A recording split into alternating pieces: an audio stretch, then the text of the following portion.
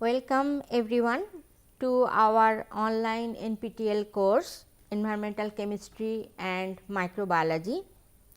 This course will be taught by Professor Sudha Goel and myself Professor Anjali Pal. We are both from Civil Engineering Department IIT Kharagpur. We have divided this course into two parts. The first part is Environmental Chemistry, which will be covered by me, and the second part is Environmental Microbiology, that will be taught by Professor Sudha Goel. In the lecture number 7, that is under module 2, I will explain some aspects of chemical equilibrium. I have already told about chemical equilibrium and how to set up the expressions for chemical equilibrium. Now, in this lecture I will tell about the La-Chatelier principle, which is very important in chemical equilibrium concept, and I will also tell you that how we can drive a chemical reaction towards the forward reaction or backward reaction. That means, how we can shift the chemical equilibrium. It is a fact that many reactions they do not go to completion, but they proceed to a certain extent and then they apparently stop. Then we say that the chemical equilibrium is reached. For example, hydrogen gas reacts with iodine in vapor form to form the hydroiodic acid. The reaction is shown here, hydrogen and iodine, it is in vapor form, they produce the HI, hydroiodic acid. This is also gas. So, all are in gas phase. So, this is actually, you have seen that here it is the sign where we tell that it is in equilibrium. Actually, this equation, this reaction reaches to equilibrium after some time. It depends on the temperature and the presence of catalyst, presence or absence of catalyst, but finally it gives some composition where all three will be there, hydroiodic acid, iodine and hydrogen, all three will be there, and what is the composition, that depends on the condition. Now, at that point when the equilibrium is reached, then we can tell that the forward reaction and the backward reaction they are the same. That means, the rate of forward reaction and rate of backward reaction is the same, and then we can tell that no more reaction goes on. Actually, reaction is going on, but the amount that is produced, the HI that is produced from hydrogen and iodine, same amount of HI will be decomposed to form the reactant. That means, it is the equilibrium state. The same we can explain here for the next reaction, that is iron when reacts with steam, then it will produce the hydrogen gas and the iron oxide Fe3O4. This is the equilibrium reaction. Okay. This reaction is reversible reaction, and here we think that it has gone to equilibrium stage. Now, some reactions we need to complete to 100% reaction, to make it 100% conversion. Then how it will go like that? It may go, some reactions are complete, that we all know, that we need also some reactions to be complete for analytical purpose or some other purpose. Then how to, the main question is how we can do that and under what conditions it happens. Here some examples are given. A reaction often appears to go to completion instead of going to a state of equilibrium. How it can be made? This is the question. Okay. For example, barium chloride with sulfuric acid, if it reacts, then barium sulphate is produced. This sign is the sign of precipitate. Okay. That means, in this reaction, barium chloride when reacts with sulfuric acid, it gives barium sulphate which is precipitated. and also it produces HCl. Now, when some product is going out of the phase, then the reaction goes towards the forward reaction. Why? Because you know the equilibrium expression. Equilibrium expression we have seen the reactant concentrations and the product concentrations, how it is written. So, when the product is removed, then more and more reaction will go on to produce more product. Okay. That is why the reaction goes towards the forward direction, and this type of reaction we use for sulphate determination. You know that for any analytical method of determining or quantifying something, you know that especially in quantifying something, the reaction should be complete. Otherwise, if it is not complete, then our analytical method will be wrong. So, this method is used for sulphate determination, and this reaction should be complete when we use it for sulphate determination. Now, in this reaction, in the next reaction, what you see that this is the actually laboratory method of HCl preparation. What we do in this method, we take sodium chloride, solid sodium chloride, and then we drop H2SO4, consider H2SO4 onto it. Then we see that HCl gas is produced, which is taken out, that means it goes away as a gas from the reaction mixture, and then more and more reaction goes towards the forward reaction. It is the same thing, actually in this case it is precipitate. So, it is going out of the phase, and here it is gas. So, it is going out of the phase, and basically the principle is same. When some product goes out of the phase, then more and more products are produced from the reaction, that means ultimately it goes to 100% conversion. Now, one interesting example is shown here, calcium carbonate. You know that when calcium carbonate is heated at a high temperature, then it forms calcium oxide and carbon dioxide. But if you take calcium carbonate in a closed vessel and heat it at high temperature, then what will happen? And when you take calcium carbonate and you heat at same temperature, but under the current of air, then what will happen? This is the question actually.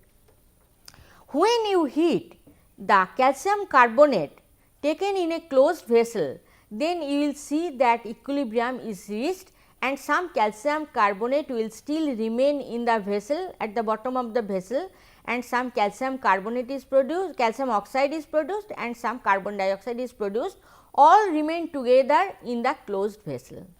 But when you heat calcium carbonate in a current of air, that means in an open vessel at the same temperature, then this carbon dioxide is a gas. So, it will go out. So, then what will happen? More and more calcium carbonate will be converted to calcium oxide and carbon dioxide. So, you see that calcium carbonate will be more amount of calcium carbonate will be converted to calcium oxide and carbon dioxide, and if you give sufficient time, then you will only you will be left with calcium oxide and carbon dioxide will go out. So, no more calcium carbonate will be there. That means, in one case in closed vessel when you heating, although you are giving the same temperature, when you are heating in a closed vessel, then you are reaching the equilibrium, and when you are heating in a current of air, that means in an open vessel, then you are going towards the completion. So, this is the case. Two different behavior means two different things we are getting when we apply different conditions. Now, what is La-Chatelier principle? This is very important in chemical equilibrium. What it is saying? What is La-Chatelier principle?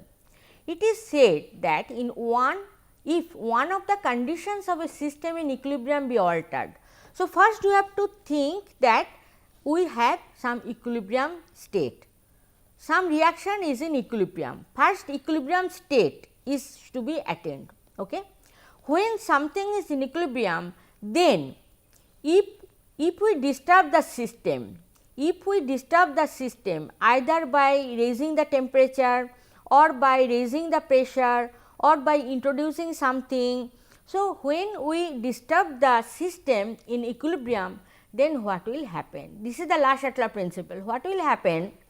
When we disturb it, then it will adjust itself in such a direction as partially to neutralize the change of the condition.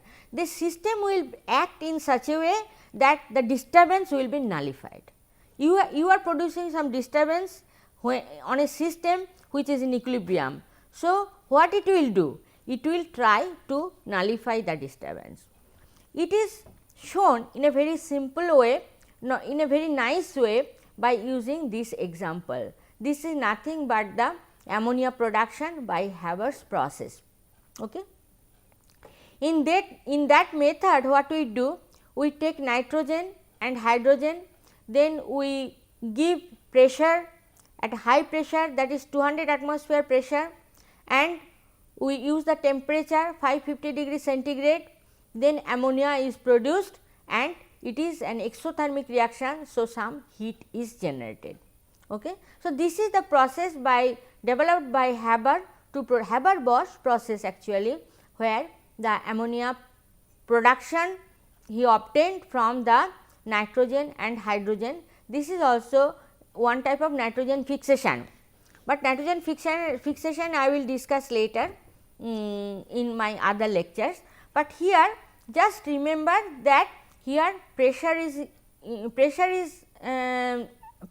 to be given, and high pressure 200 atmosphere pressure, and also temperature 550 degree centigrade in presence of some catalyst also. This is finely divided iron as the catalyst.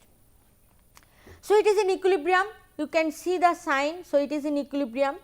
Now, what will happen if, what will be the effect of temperature, what will be the effect of pressure, that we have to explain. Okay.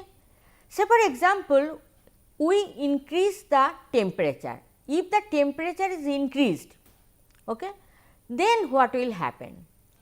So, what according to Le-Chatelier principle, if we disturb the condition, then it will try to nullify that disturbance. That means, if we increase the temperature, it will act in such a way that temperature is decreased.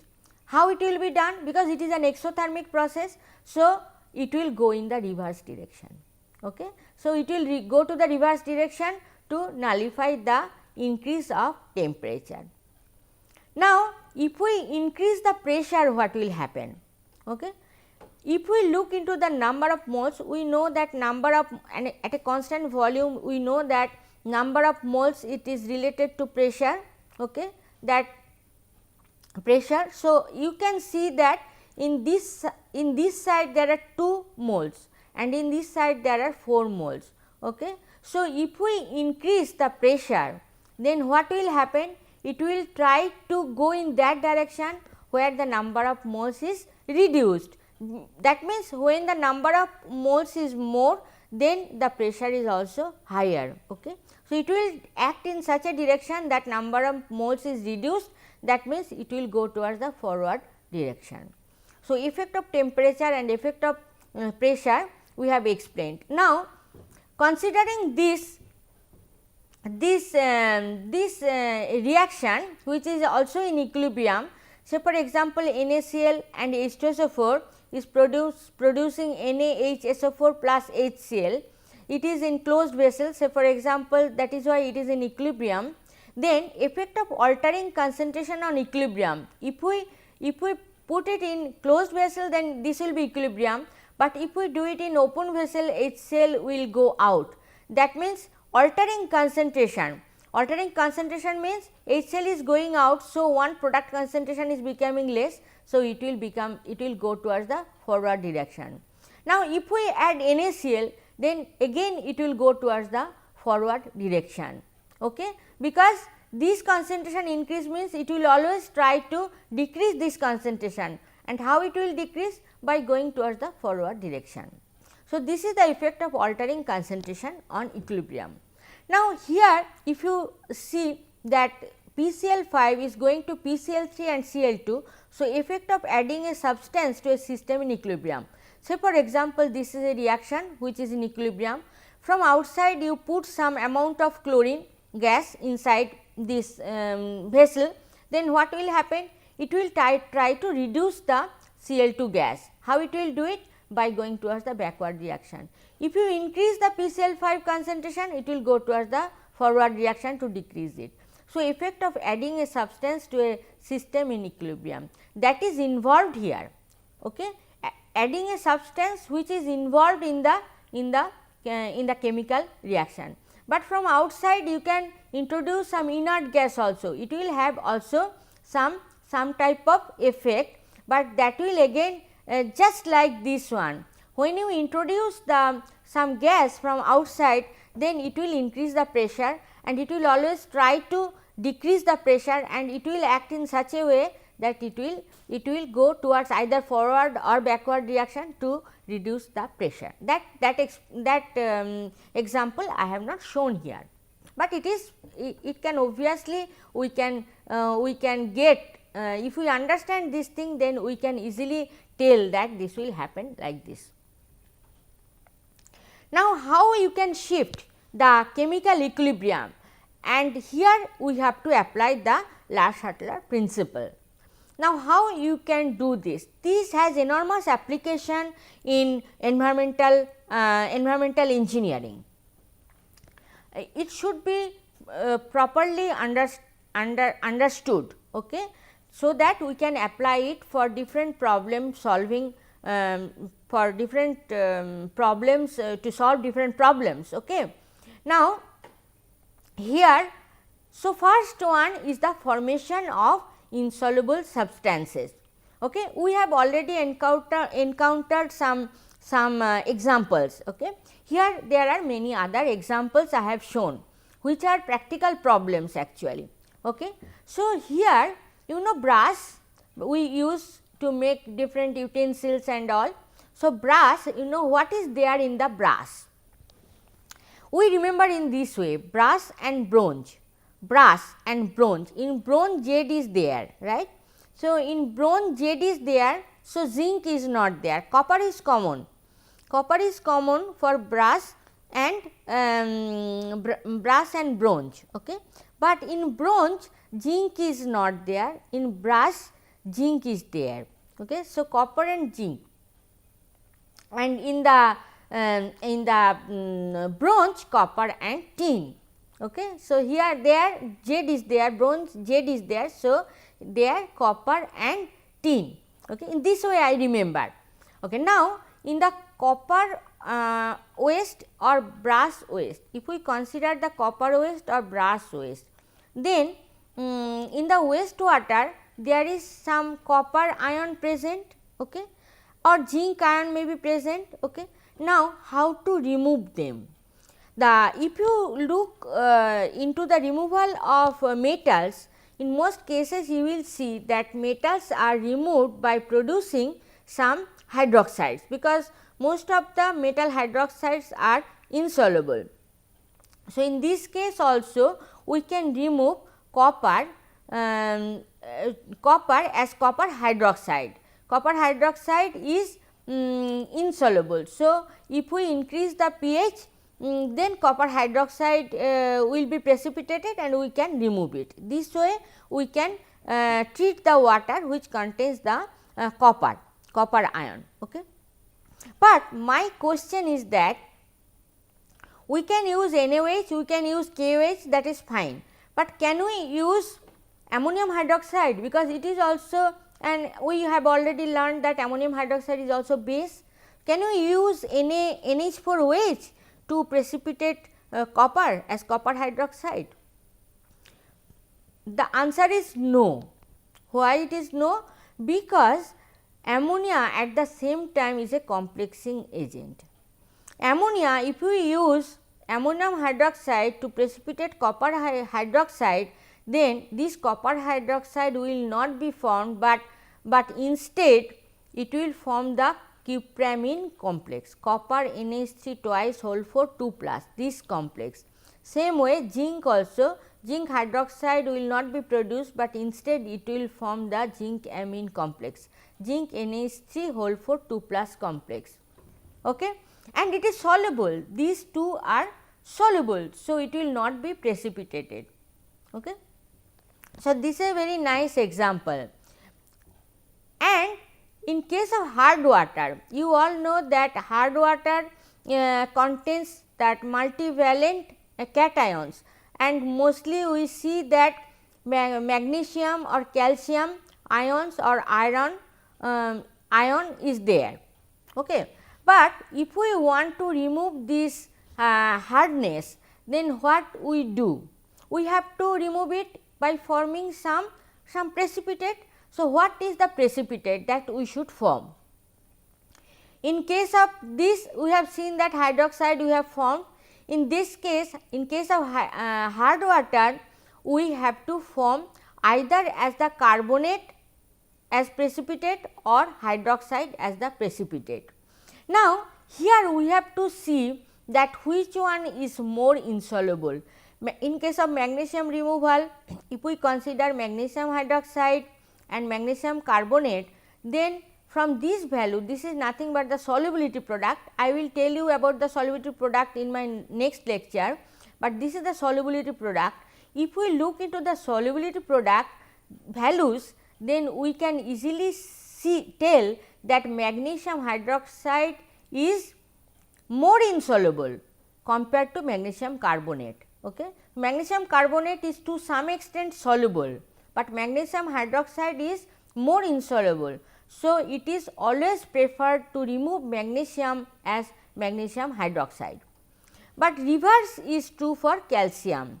Calcium carbonate and calcium hydroxide. If you look into the solubility product values, then you see that calcium carbonate is more insoluble compared to calcium hydroxide. Calcium hydroxide is to some extent it is soluble. So, in case of calcium removal, we have to think about calcium carbonate precipitate. In case of magnesium, we have to think about magnesium hydroxide as the precipitate for the removal of hardness. That is why you know that to remove the hardness, we use the lime soda treatment. What is lime? Lime is calcium hydroxide and soda is sodium carbonate. So, lime soda treatment means we are supplying both hydroxide as well as carbonate ion to remove the magnesium or calcium ions in the appropriate way. Okay. But when we remove this one and when we remove this one, we have to think about insoluble precipitate. Okay. So, this is the for the environmental engineers, all these problems come all the time and we have to solve it. So, if we know the equilibrium concept, then we can easily solve the problems. Now, another way to shift the equilibrium is the formation of weakly ionized compound. This is a very simple example, it is the acid base titration. We know that we take some acid, then we apply the alkali to, it is some type of neutralization reaction also we can tell, and then the formation of water is there and then salt. Now, this water is very weakly ionizing. Okay. We have seen that Kw value, the equilibrium constant, that is 10 to the power minus 14. It is very low value. It is very weakly ionizing. Although it ionizes, we know, but it is very weakly ionizing. So, once the weakly ionizing compound is produced, then the reaction goes towards the forward direction, because to go to the opposite reaction, this reaction to take place, the water has to be strongly ionized. Okay. Okay, but it is not like that. That is why it goes. And for the titration, we always know that E should be complete. Otherwise, the titration we cannot use for determining something. Okay. And there is another example. Say for example, if you take ferric hydroxide, it is very insoluble substance, or aluminum hydroxide, these both are very insoluble substance. If we add H plus, that means say for example HCl there, it will solubilize. Why it will be solubilized? Because with reaction of acid it forms the soluble ions, and when the soluble ions are formed, that means it will go towards the forward direction. Another example with the Gelder's method of ammonia determination means ammonia nitrogen determination. We know that ammonia nitrogen means the nitrogen present in ammonia or ammonium ion. So, in that case we make it alkaline and then we steam distill it. And when we make it alkaline, then the ammonium ion is 100% goes to ammonia, and ammonia is highly volatile and it will remove with the steam, and then it will be collected and then it will be titrated. So, here also it is same thing, the same principle is applied. Now, there are some formation of complex ions. So, for example, silver chloride, when we treat it with ammonia, it forms the silver amine complex, or copper hydroxide, when we put it with ammonia, it forms the copper or zinc amine complex. So, it is also by forming the complex ion which is soluble, we can make the reaction complete, we can drive the reaction towards the forward direction. Now, the cyanide, in case of cyanide, some complex formation, say for example, FeCN6 4 minus, that is ferrocyanide. When we do this, then this reaction will also go towards the forward direction, and by this way we can remove the cyanide.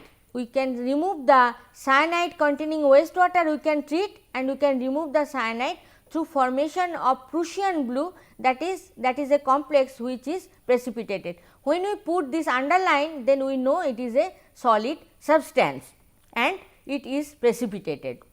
Now, another way is that formation of gaseous product.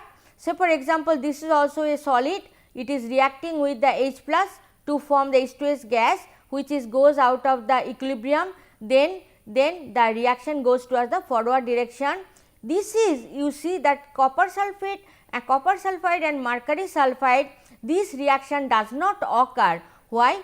Because it is so much insoluble that even small amount of H2S is also, almost no H2S is generated to drive the reaction towards the forward direction. Now, another example is that industrial wastewater treatment, cyanide, you know that this is an example of formation of gaseous product. When cyanide is reacting with the H2SO4, then HCN gas is produced, which is volatile, which goes out to drive the reaction towards the forward direction. Another process is that oxidation and reduction. You know that cyanide, it is another process of removing cyanide. Cyanide when reacts with a very strong oxidizing agent chlorine, then it produces the nitrogen gas and carbon dioxide gas, both are volatile, both goes out, and then the reaction is driven towards the forward reaction. This way we can drive the reaction towards the completion, and these are very important. Here you can see that the amphoteric hydroxide like aluminum hydroxide or iron hydroxide, which depending on pH they can form different complexes, aqua complexes or hydroxide complexes. This has been used in coagulation flocculation when we use the alum, and then these are in equilibrium, and depending on pH they are present in different concentrations. This is also applicable for the for removing the turbidity. Okay. So, this is also example of chemical equilibrium.